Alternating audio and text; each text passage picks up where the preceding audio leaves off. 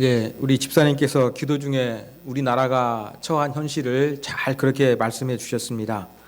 일본이 우리나라에 대해서 화이트리스트 배제 결정을 내리자 온 국민이 노노 재팬, 일본 제품을 불매하고 일본 여행 가지 않는 운동을 자발적으로 거세게 펼치고 있습니다.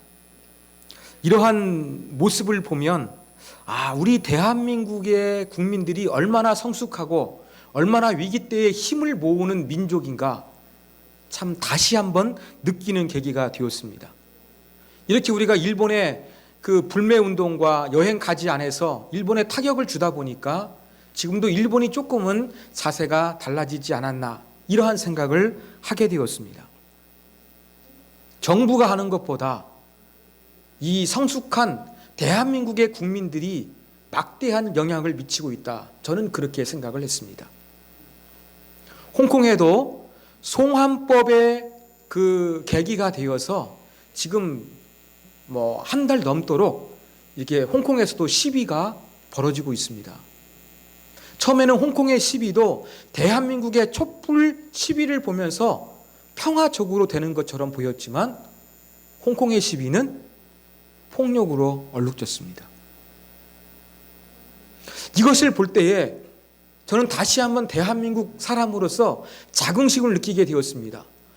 우리나라가 이 촛불 시민운동을 펼쳤을 때에는 청소도 잘하고 비폭력으로 그렇게 잘 유지되었지만 홍콩의 민주화 시위는 그렇지 않고 폭력으로 번져갔을 때에 새삼스럽게 촛불 시위가 얼마나 성숙한 시민의 힘을 보여주었는가 저는 다시 한번 생각하는 계기가 되었습니다.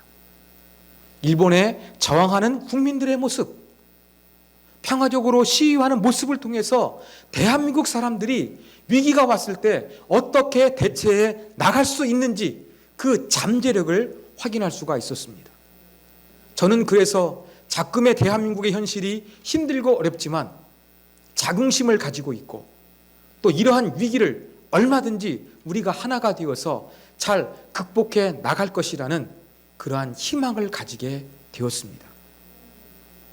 집사님 기도하신 대로 우리 현실 보면은 너무나 힘들고 어렵고 부정적인 요소가 많지만 대한민국 국민이 가진 이 성숙한 모습을 볼 때에 우리는 자긍심을 가질만 하며 과거에도 그랬던 것처럼 지금도 앞으로도 이 모든 어려움을 헤쳐나갈 수 있는 위대한 국민성을 가진 민족이라 저는 그렇게 확신하는 계기가 되었습니다. 여러분도 마찬가지십니까? 아닌가요? 예라고 대답하셨습니다. 여러분 이렇게 대한민국 국민으로서 뭔가 자긍심을 가져야 되는 것처럼 우리는 동시에 대한민국 국민이기도 합니다만 하나님 나라의 백성이요 시민입니다. 그렇다고 한다 그러면 우리는 하나님께 속한 하나님의 가족으로서 하나님 나라의 백성으로서 그 아름다운 모습이 분명히 있어야 될 것입니다. 힘들고 어려운 시기에도 대한민국 국민이라는 자긍심이 있는 것처럼 힘들고 어려운 가운데서도 믿음으로 살 수 있을 것이라는 하나님에 대한 소망, 우리에 대한 믿음, 하나님의 역사에 대한 섭리에 대한 확신, 이런 것들이 우리 안에 있어서 우리가 험한 세상 속에서도 하나님의 말씀대로 하나님의 뜻대로 예수님을 닮아가면서 살아가는 모습이 있어야 될 것입니다. 바로 오늘 마지막 예배소서 강의하는 시간인데 우리가 이러한 부분들, 우리는 하나님 나라의 백성으로 과연 어떻게 살 것인가, 이러한 부분들을 살펴보고자 합니다. 오늘이 에베소서 21번째 시간 마지막입니다. 우리가 지난 시간에는 사도 바울이 마지막 편지를 마무리하기 전에 영적인 전쟁에 대해서 이야기하고 이 영적인 전쟁에서 승리하기 위해서 머리에서 발끝까지 하나님의 전신갑주로 무장해야 한다는 것을 살펴보았습니다. 여러분 전쟁하기 위해서 일본이 우리를 공격하기 위해서 치밀하게 준비했던 것처럼 영적인 전쟁을 수행하기 위해서는 우리도 치밀하게 무장을 해야 됩니다. 그러나 몸을 머리에서 발끝까지 무장하는 것도 중요하지만 또 다른 중요한 것이 있습니다. 그게 바로 무엇이냐? 완전 무장하는 것도 중요합니다만 그 외에 적이 언제 쳐들을지 모르니까 옷만 잘 입고 있는 것이 아니라 경계태세를 잘 확립하고 있는 것입니다. 이 영적인 경계태세, 그게 무엇이겠습니까? 기도입니다. 여러분, 재미있는 것은 사도 바울이 이 하나님의 전신갑주, 영적으로 완전 무장하라, 이것을 이야기하면서도 기도는 6가지의 그 전신갑주에 포함시키고 있지 않다는 것이 좀 특이합니다. 6가지의 무기는 5가지의 방어용 무기와 성령의 검, 공공용 무기가 하나 있다는 걸 살펴봤습니다. 그런데 기도는 이 6가지의 전신갑주 가운데 들어가지 아니하고 공격용으로 분리할 것인지 아니면 방어용으로 분리해야 되는 것인지 정확하게 설명하고 있지도 않습니다. 어쩌면 제가 볼 때에 이 기도라는 것은 전신갑주와 별개인 것처럼 보이지만 이것은 방어에서도 유용하고 공격에서도 반드시 필요한 공수 겸용의 그러한 경계태세라고 할 수가 있을 것입니다. 이 기도를 사도 바울은 아주 강조하고 있습니다. 얼마나 강조하고 있는지 18절을 보면 우리가 쉽게 알 수가 있습니다. 18절을 보면 모든 기도와 간구를 하되 항상 성령 안에서 기도하고 이를 위하여 깨어 구하기를 항상 힘쓰며. 여러분, 기도 열심히 해야 된다, 이 말을 조금 반복하면서 강조하고 있지요. 기도, 일반적인 기도를 나타내는 그러한 단어가 사용됐습니다. 간구는 어떤 단어냐? 위기 때 부르짖는 기도입니다. 급박한 기도, 우리가 SOS를 그렇게 타진하는 것처럼 긴급한 상황에서 간청하고 요청하는 거, 이게 바로 간구입니다. 평상시의 기도, 또 힘들고 어려울 때의 특별 기도, 또 기도하지만 우리가 주기도문 하는 것처럼 신앙 고백하는 것처럼 아무런 느낌과 감동이 없이 그냥 주문을 외우는 것처럼 하는 것이 아니라 성령 안에서 기도해야 된다. 그리고 기도하는 것은 이것을 깨어서 기도하기 위해서 항상 힘써야 된다. 이 기도를 사도 바울은 18절에서 아주 많이 강조하고 있다는 것입니다.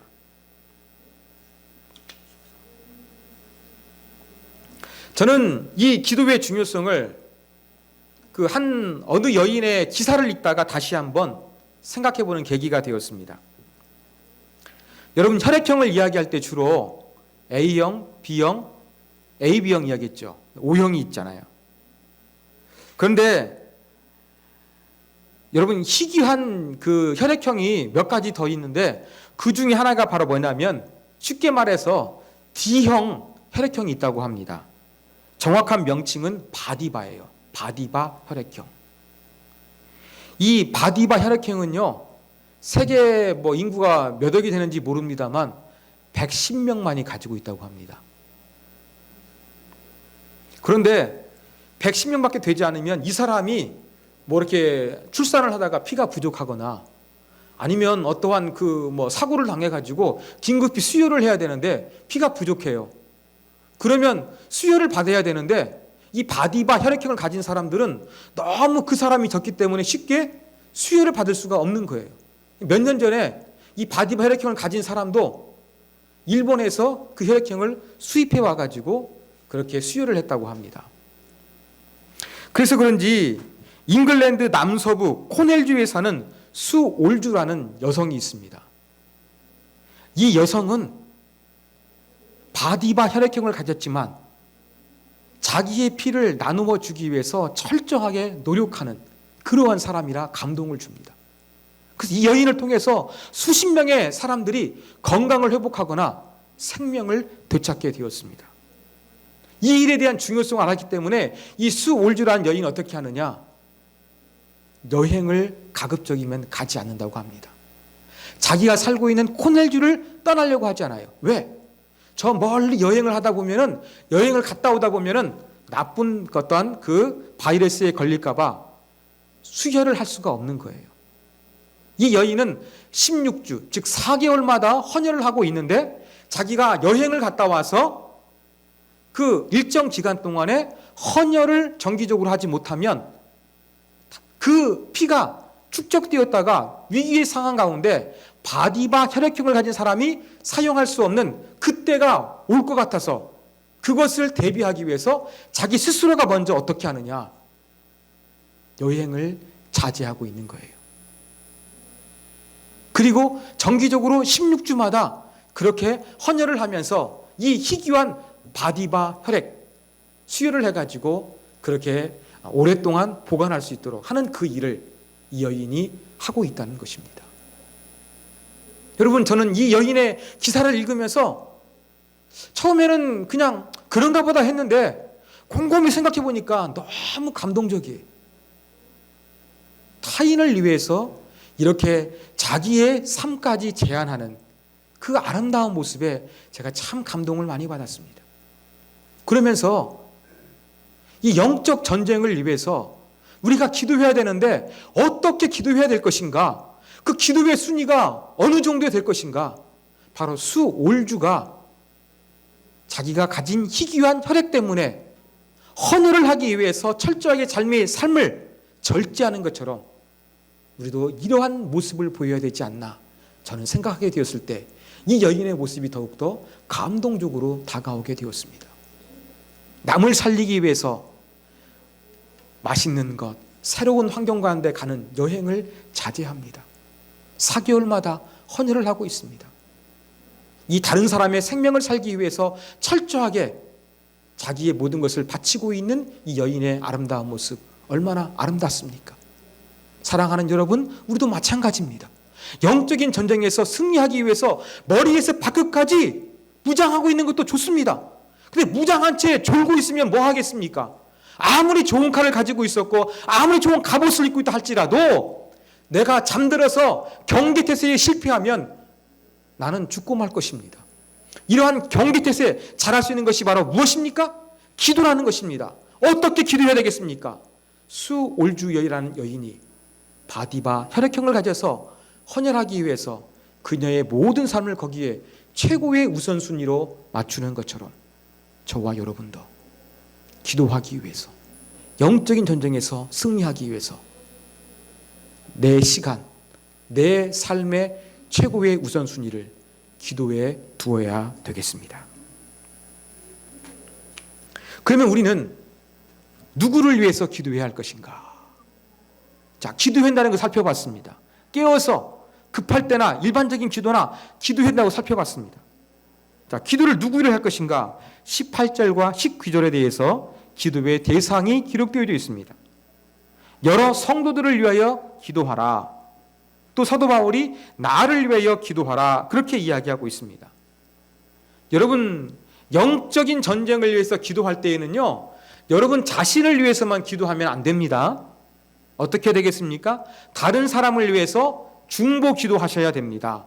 여러 믿음의 지체들을 위해서, 성도들을 위해서 기도해야 됩니다. 믿음이 연약한 사람들, 시험에 든 사람들, 힘든 환경에 처한 지체들을 위해서, 건강에 나쁜 사람을 위해서 기도해야 합니다. 뿐만이 아닙니다. 사도 바울이 나를 위해 기도해 달라고 했습니다. 자, 사도 바울은 어디 있을까요? 지금 사도 바울은 에베소에 있는 성도들한테 편지를 보내고 있는데 어디에 있을까요?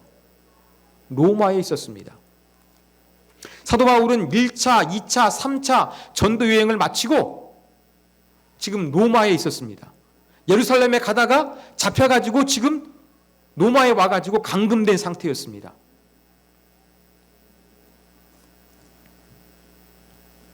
그리고 에베소는 저 멀리 떨어져 있습니다. 로마 아시죠? 이탈리아의 수도입니다. 에베소라는 도시는 오늘날 터키 안에 있는 도시입니다. 터키와 이탈리아는 국경을 마주하고 있지 않습니다. 그 사이에 그리스가 자리하고 있습니다. 그래서 로마와 그리스는 상당히 거리가 먼 거리였습니다. 사도 바울은 너희가 영적으로 깨어서 기도하되 여러분 스스로를 위해 기도할 뿐만 아니라 여러 성도들을 위해서 기도하고 뿐만 아니라 저 멀리 떨어져 있는 나를 위해서 기도하라. 사도 바울이 그렇게 기도를 부탁하고 있는 것입니다. 저는 이번에 설교 준비하다가 이런 생각이 들었습니다. 여러분이 오늘 이 자리에 예배 드리기 위해서 오시기 전까지 기도했던 사람들이 있었던 위치를 한번 지도 가운데 표시를 한번 해보셨으면 좋겠습니다. 자, 여기 보시면 대한민국 지도가 있습니다. 자, 대한민국 행정구역이 있는데 여러분이 기도한 사람들이 있었던 행정구역 어디입니까? 몇 군데나 여러분 표시할 수가 있겠습니까? 조금 지도를 바꿔볼까요? 세계 지도를 보겠습니다. 자, 이렇게 5대양 6대주 있습니다. 여러분, 이 세계 지도를 보건대 여러분들이 기도했던 지역들은 어느 곳입니까? 많지 않으실 것 같아요. 그죠? 어쩌면 지도에 표시하지 못하고 내 가슴에 표시해야 되는 사람도 있을 것입니다. 어떤 사람은 기도를 거의 하지 않았을 것이고, 어떤 사람은 기도를 하되 자기 자신만을 위해 기도했을 것이고, 어떤 사람은 자기의 가족들만을 위해서 기도했을 것입니다. 그렇다고 한다 그러면 우리가 살고 있는 대한민국의 고양시에만 기도했던 부분들을 표시할 수 있는 사람들이 많지 않을까 생각이 되어집니다. 여러분, 사도 바울은 기도의 대상을 표시하면 어디였습니까? 예배소에 살고 있는 다른 사람들, 저 로마에 있는 멀리 있는 바울까지 위해서도 기도하라고 그렇게 이야기했는데, 과연 우리의 기도의 대상은 어떠합니까? 나 자신만을 위해 기도했는지, 여러 지도에 표시할 수 있을 만큼 다양한 사람들, 다양한 지역, 다양한 사역자를 위해서 기도했는지 우리가 다시 한번 살펴보기를 원합니다. 이제 우리의 기도의 대상이 넓어져야 되겠습니다. 이기적으로 먹고 살기 힘드니까, 내 문제가 시급하니까 나만을 위해 기도할 것이 아니라, 먼저 그의 나라와 그 의를 구하면 이 모든 것을 더하여 주실 것이라는 하나님의 약속을 믿고서 다른 성도들을 위해 기도하고, 교회를 위해서 기도하고, 민족과 나라를 위해 기도하고, 세계 복음화를 위해서 기도할 수 있는 우리가 되어져야 될 것입니다. 자, 그러면 기도할 내용도 우리가 다시 한번 살펴보도록 하겠습니다. 19절에 기록되어져 있습니다. 나를 위하여 구할 것은 내게 말씀을 주사 나로 입을 열어 복음의 비밀을 담대히 알리게 하옵소서 할 것이니, 그렇게 이야기합니다. 자, 바울이 중보 기도를 부탁하는데 그 기도의 핵심 내용이 바로 무엇입니까? 여러분, 내 건강을 위해 기도해 주십시오. 내 사역 계획을 위해 기도해 주십시오. 내 주변에 있는 그 팀원들을 위해 기도해 주십시오. 이런 게 아니었어요. 뭐였습니까? 복음의 비밀을 담대히 알리는 것, 복음의 전파를 위해서 기도해 달라. 자기에게 맡긴 복음 전파의 사명을 감당할 수 있도록 기도해 달라. 사도 바울은 이 기도를 부탁하고 있다는 거예요. 이 기도의 내용, 자기의 사명을 위해서 기도해 달라 부탁하고 있는 겁니다. 그런데 여기 한 발 더 들어가서 지금 이 이야기를 하고 있는 사도 바울의 상황을 보면 얼마나 이것이 위대한 고백인가를 다시 한번 우리가 알 수가 있어요. 제가 사도 바울 로마에 있다고 말씀을 드렸죠. 나이는 얼마나 되었을까요? 여러분, 사도 바울이 1차, 2차, 3차 전도 여행을 다 마치게 되었습니다. 그래서 이제 사도 바울의 노년기, 거의 생의 마지막 부분이에요. 그렇다고 한다 그러면 이 에베소에 보내는 편지는 사도 바울의 사역의 말기에 쓰여진 편지입니다. 로마에 있었는데 어떤 상황이었었느냐? 나이만 많을 뿐만 아니라 감금된 상태였습니다. 감옥은 아니었지만 가택연금이 되어가지고, 로마 시민권을 있으니까 감옥에 가두진 않았어요. 감금되어가지고 어디든지 갈 수는 없어요. 그렇지만 자기가 죽어있는 환경에서 들어오는 사람들은 얼마든지 만날 수가 있었던 거예요. 이러한 사도 바울이 가택연금의 상태에서, 나이가 많이 든 상태에서 사역을 거의 끝내야 되는 시점에서 사도 바울이 기도를 부탁하는데 뭘 부탁하고 있는 거예요? 복음의 비밀을 담대히 전하기 위해서 기도하는 겁니다. 즉 무슨 말이냐? 마지막까지 끝까지 자기 자신의 사명을 잘 감당할 수 있는 그것을 위해서, 이 핵심적인 것을 위해서 기도해 달라 사도 바울은 요청하고 있는 것입니다. 사도 바울이 체면이 있으니까, 사도 바울은 이 가말리알의 문화생으로부터 많은 교육을 받았으니까 교양이 있고 어떻게 해야 자기를 잘 포장할지 알게 되니까 나이가 많이 들었어도 전도할 수 없는 그런 상황이라 할지라도 내가 복음 잘 전하게 해 주십시오, 기도했을 것이라고 생각할 수가 있을 것입니다. 또 한 가지 놓치지 말아야 될 단어가 있습니다. 그건 바로 무엇이냐면 담대히라는 단어입니다. 아니, 감옥에 있는 사람이, 감금되어 있는 사람이 담대하게 복음을 전하기 위해서 기도해 달라, 이것을 요청하고 있는 겁니다. 이것도 2번씩이나 지금 반복하고 있지 않습니까? 형식적인 기도 제목이 아니었어요. 나이가 많아도 자기가 사역할 수 있는 환경이 제한되어 있어도 담대하게 마지막까지 이 능력의 예수 그리스도의 복음을 전파하기 위해서 기도해 달라고 요청하고 있는 것입니다. 여러분, 여기서 담대히라고 번역된 이 그리스 단어는 이 그리스 시민들이 누린 민주주의 언론의 자유를 가리키는 말이었습니다. 여러분, 신분이 높은 사람이나 또 지위가 높은 사람 앞에서 자유롭게 말할 수 있는 용기와 확신, 감추거나 빼놓을 수 없는 이 자체, 이게 바로 무엇이었느냐? 담대함이었어요. 사도 바울이 지금 감금되어 있어도, 제한되어 있어도 자유가 뭔가 빼놓거나 부족함이 없이 있는 그대로 하나님이 내게 맡겨주신 대로 자기가 체험한 대로 보고 느낀 대로 경험했던 모든 이 복음에 대해서, 예수 그리스도 구원의 은혜에 대해서 있는 그대로를 선포할 수 있는 변함없는 확신을 위해서 사도 바울이 기도했던 것입니다. 여러분, 우리에게도 이러한 기도의 내용이 달라져야 되겠습니다. 우리는 성도들끼리 기도를 부탁하다 보면 어떠한 기도합니까? 성도들끼리 경제적인 문제를 위해서, 속썩이는 가족 식구들을 위해서, 또 뭐 건강 문제를 위해서, 직장이나 사업을 위해서, 우리는 이러한 부분들을 위해서 기도할 때가 많이 있습니다. 여러분, 오늘 기도의 내용을 보니까 사도 바울은 무엇을 위해 기도했습니까? 사명을 위해서 기도해달라고 부탁을 했습니다. 그러므로 우리가 지체들을 위해서, 다른 사람을 위해서 기도하는 내용도 달라지기를 원합니다. 이제 우리가 무엇을 위해서 최우선적으로 기도해야 되겠습니까? 여기 있는 집사님이, 여기 있는 권사님이, 여기 있는 성도님이, 여기 있는 우리 어린 자녀들이 하나님께서 우리 가운데 맡겨주신 이 사명, 일상의 사명이나 교회 안에서 감당해야 되는 이 사명을 잘 감당하게 해달라고 하나님 앞에 간구해야 할 것입니다. 이것이 바로 오늘 말씀을 통해서 배워야 될 영적인 교훈입니다. 자, 지금까지는 우리가 사도 바울이 편지를 끝맺음하기 이전에 영적 전쟁 가운데서 하나님의 전신갑주를 입어라, 기도하라, 아주 중요한 내용을 살펴봤습니다. 이제 21절 이하에서는 편지의 맨 마지막 끝부분입니다.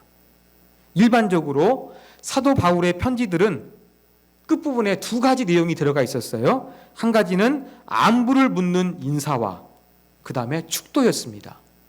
누구에게 문안하라, 누구에게 좀 안부 좀 전해주십시오, 이름을 기억하면서 그렇게 누가 여러분에게 인사합니다, 이런 안부를 묻는 거. 그 다음에 예배 마지막에 여러분 제가 축도하지 않습니까? 이러한 축도가 기원이 어디냐? 바로 서신서에 나타난 성부, 성자, 성령의 어떠한 것이 함께 임하는 것을 기원하는 거였습니다. 그런데 오늘 에베소에 보내는 편지에 보니까 축도는 있어요.